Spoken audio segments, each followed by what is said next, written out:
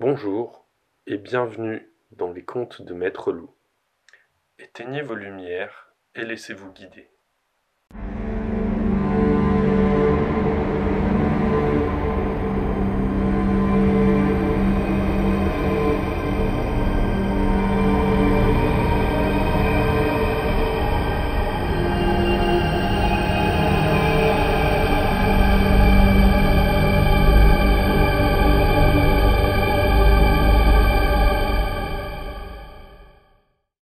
Aujourd'hui, je vous propose un voyage où tout ce que vous verrez et entendrez est réservé aux enfants.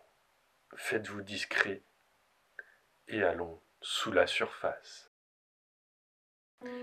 C'est par un lundi comme les autres que le vieux Bill décida de sortir de son mutisme.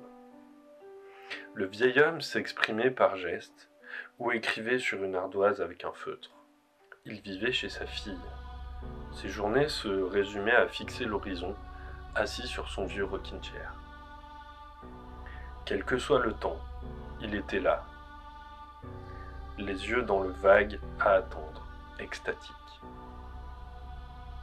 Parfois sa fille, Magdalena, lui apportait une tasse de café lorsqu'il faisait froid. Mais la plupart du temps, il restait sans rien faire en se balançant.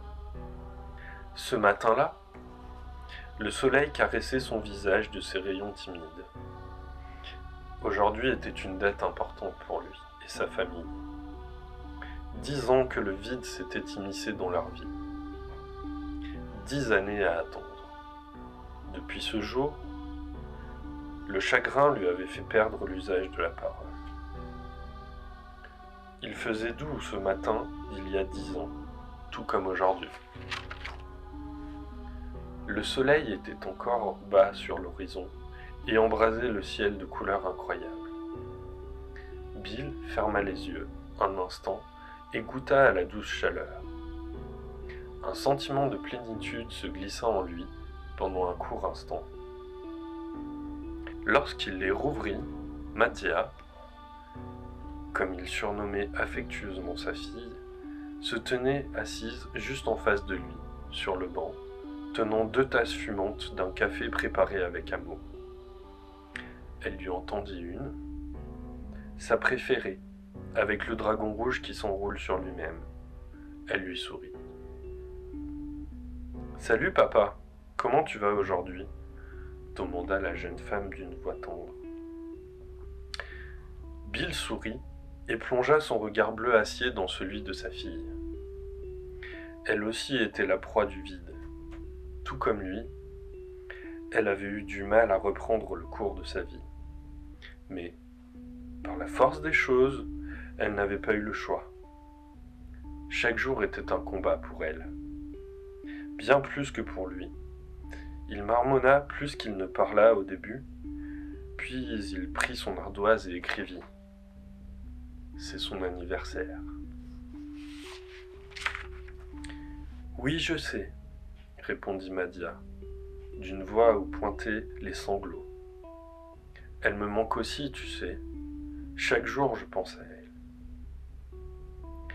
Il se leva et posa une main sur la tête de sa fille.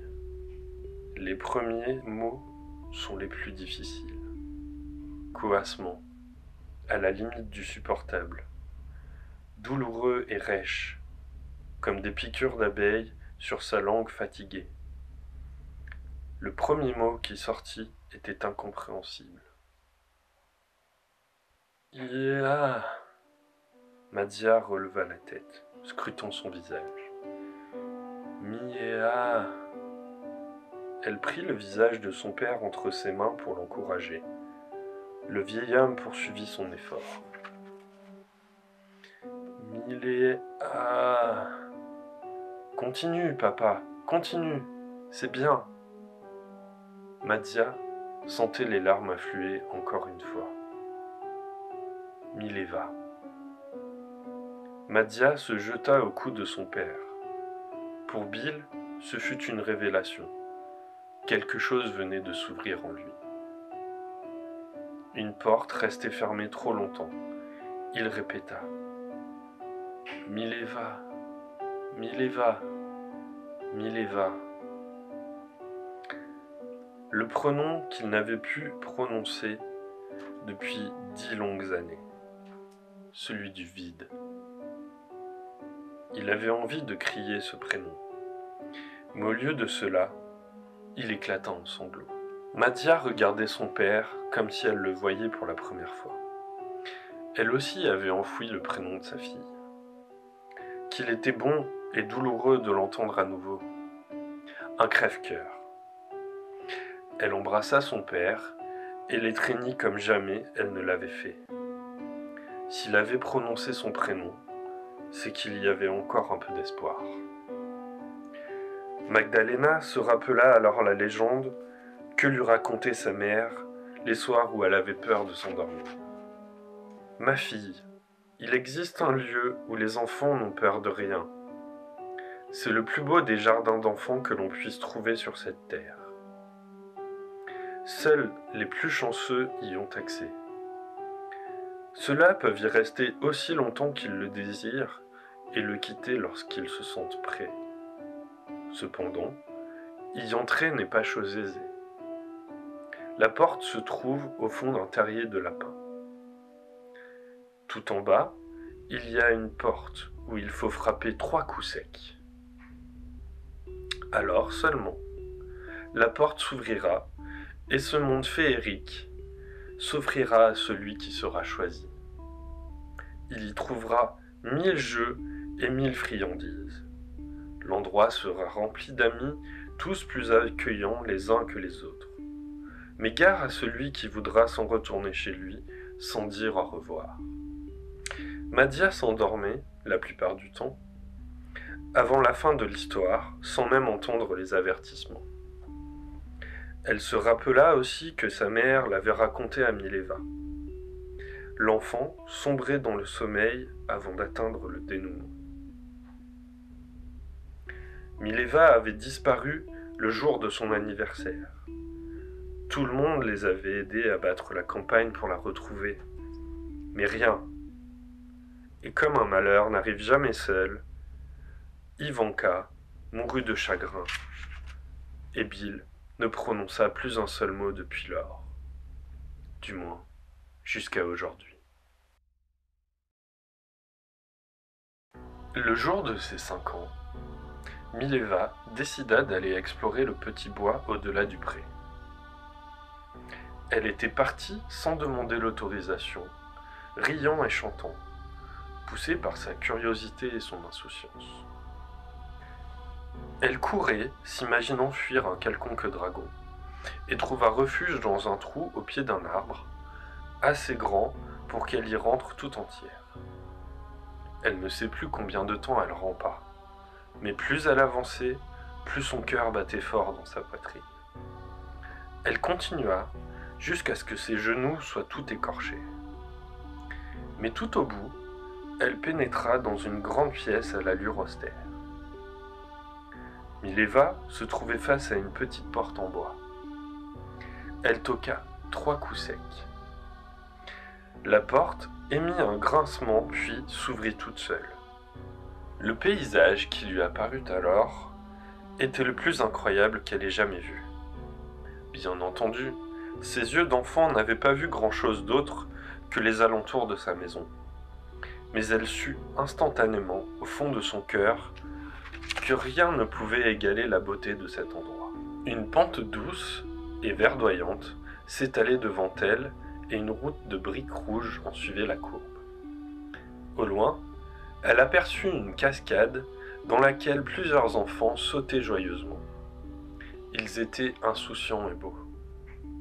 Prise d'une joie immense, elle dévala la colline en direction du petit groupe. Ils n'étaient pas beaucoup plus vieux qu'elle et s'amusaient comme des fous. À mesure qu'elle courait vers eux, leurs cris résonnaient, lui donnant une envie folle de devenir leur amie. Bientôt, elle arriva au bord du petit lac où s'amusaient les autres. Elle les observa et leur fit signe de la main. Tous accoururent en riant. « Salut, dit-elle, je m'appelle Mileva et j'ai 5 ans aujourd'hui. »« Bonjour Mileva, répondirent les autres en chœur. « Bienvenue dans le trou de lapin. Viens jouer avec nous. » Elle les regarda. Un sourire béat ornait son visage. Elle ne se fit pas prier. En moins de temps qu'il n'en faut pour le dire, elle fut dans l'eau, batifolant avec les autres enfants.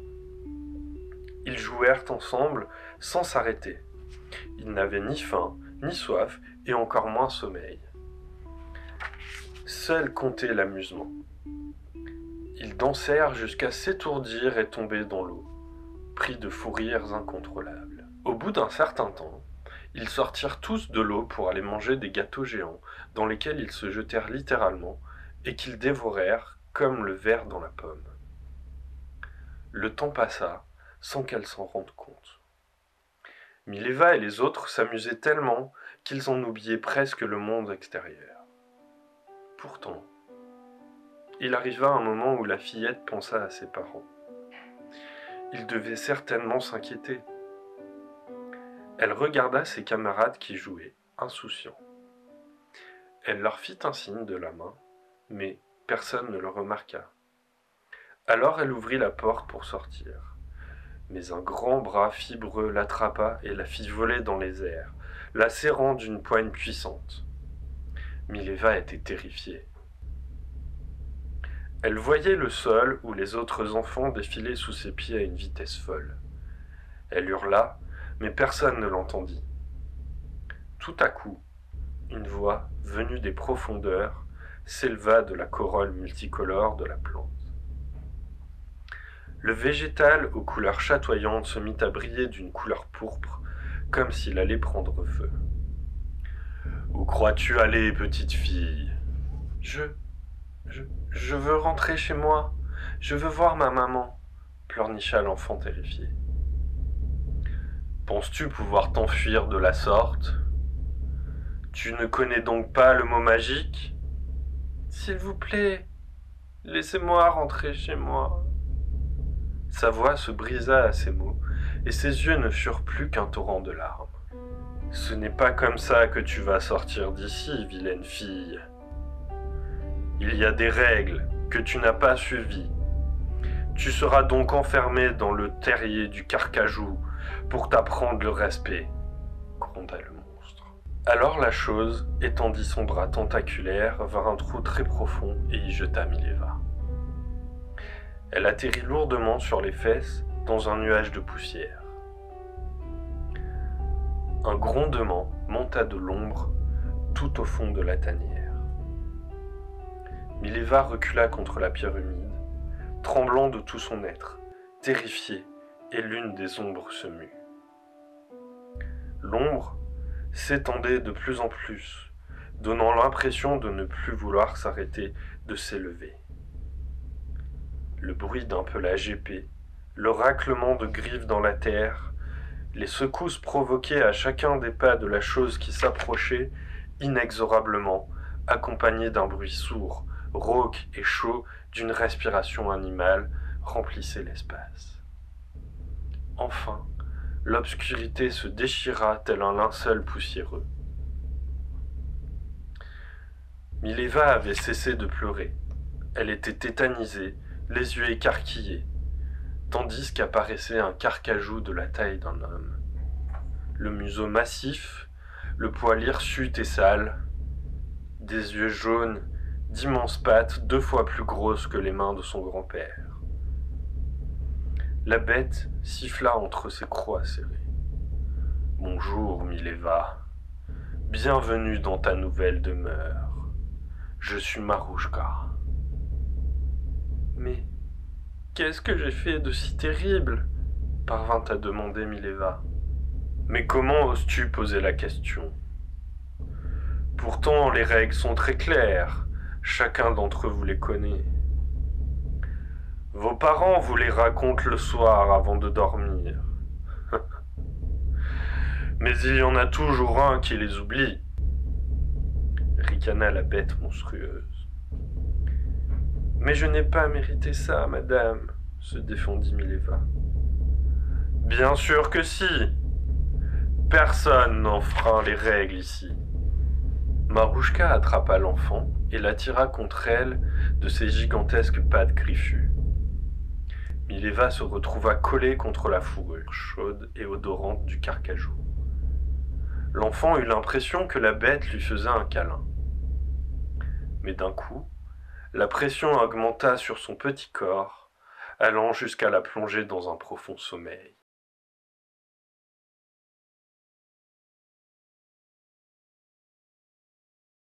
Lorsque Mileva se réveilla, le temps était passé sur elle comme le ressac de l'océan modèle une plage. Elle était plus grande, elle ne reconnaissait plus ses formes. Lorsqu'elle ouvrit les yeux, tout ce qu'elle put voir était un sol de terre battue et des murs en torchis qui montaient très haut au-dessus de sa tête. Elle fit le tour de la pièce circulaire dans laquelle elle se trouvait. Un vague souvenir de fourrure et d'une forte odeur douceâtre et sucrée lui revint. Un animal, je m'en souviens, un animal géant. Son nom ? Il faut que je m'en souvienne.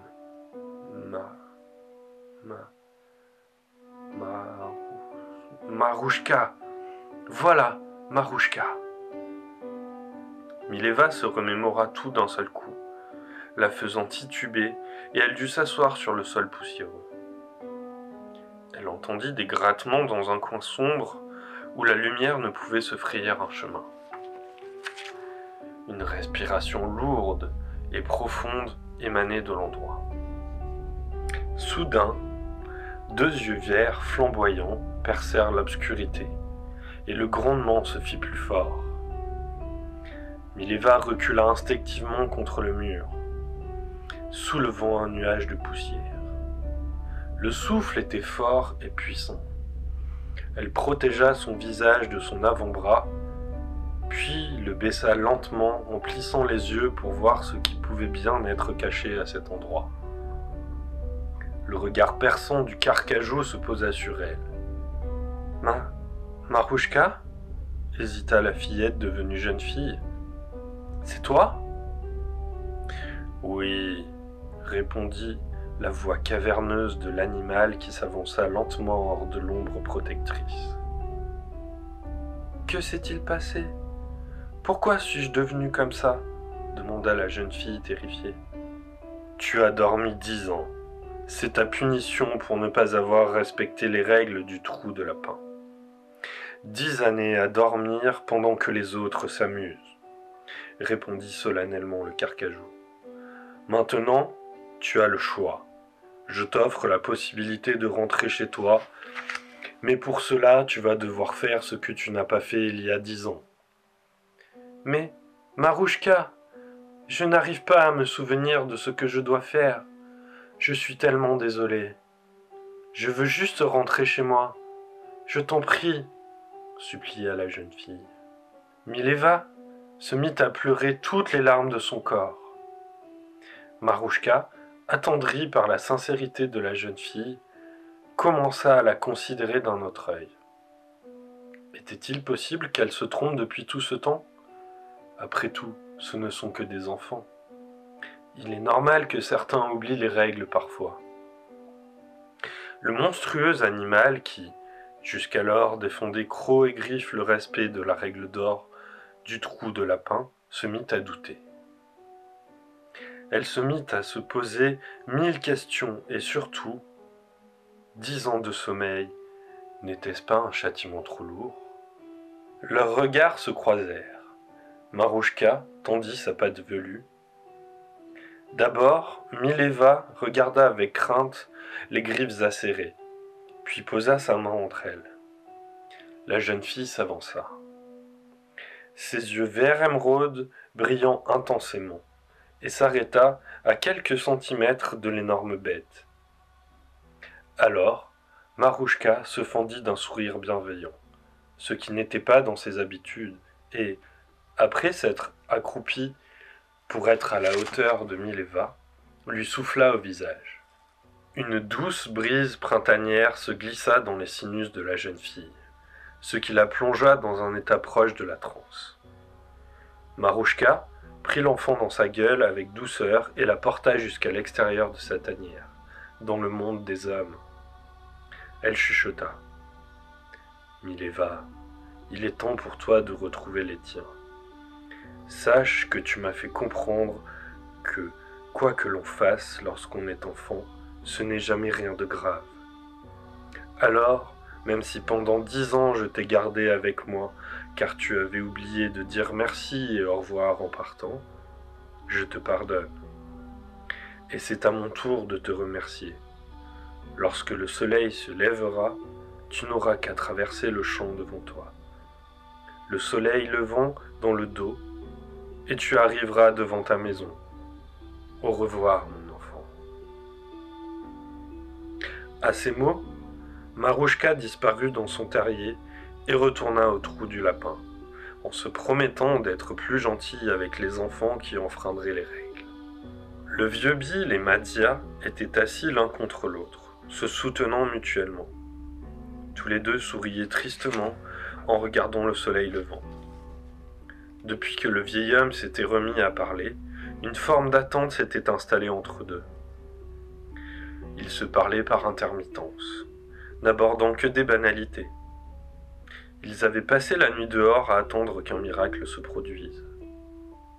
Ils regardaient l'aube naissante quand soudain une silhouette se découpa sur le ciel iridescent. La forme se précisa à mesure qu'elle avançait vers eux. Ils se relevèrent en même temps, sortant de leur torpeur contemplative. Madia prit la main de son père et la serra de plus en plus fort, alors que la forme maintenant toute proche arrivait en courant. C'était une belle jeune fille. Mais comment ne pas la reconnaître, ce visage? Bill se mit à appeler. « Mileva! Mileva !» Il tira Madia par la main et l'entraîna à sa suite. Mileva criait aussi. « Maman! Grand-père! Je suis de retour !» Ils tombèrent dans les bras les uns des autres, leurs larmes scintillant dans le soleil levant. Une brise printanière vint balayer le champ autour d'eux, couchant les hautes herbes, comme si Marouchka avait veillé à ce que Mileva arrive saine et sauve. Ils restèrent là, blottis, les uns contre les autres, juste heureux d'être à nouveau réunis.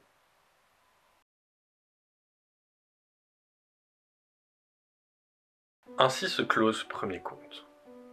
Si cette aventure en compagnie de Mileva vous a plu, je vous invite à me le faire savoir en commentaire et à mettre un pouce bleu. Pour ne rater aucun des futurs contes, je vous invite à vous abonner à la chaîne et à ne pas oublier de cocher la petite cloche. Merci de m'avoir écouté. Il est temps pour moi de vous dire merci, au revoir et à bientôt pour un nouveau conte de Maître Loup.